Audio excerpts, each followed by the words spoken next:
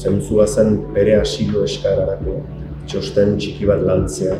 Komisaldegira zijoan egunerako bere historia esplikatzea. Hortik hasi zen? Bai, hortik hasi zen dena. Hortik hasi nintzen ni berari bere haurtzaroaz, eskolaz, bideaz, familiaz galdezka.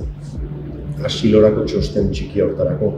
Ez geneukan liburuaren egitasmorik, nik ez, maiz esaten du, nik ez nuen inoiz gisa hontan libururik idatzi, eta Ibrahimak ez zuen inoiz ez da lerro bat berari idatzi.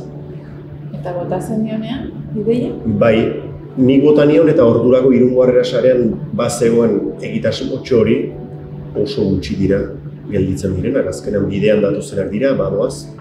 5 urtean zehar izan dira 30.000 pertsona baino gehiago, eta gelditu direnak 30 baino gutxiago. Orduan, oso gutxi dira. Baina Irundik beste batzuk aipatu zioten behar bada hasiko gara eta egin genuen hainbatekin, ez bakarrik Ibrahimarekin, nik ere egin nuen hainbatekin. Esan nahi dudana da, elkarrizketa hori sortzea bien artean bazuen zentzu bat.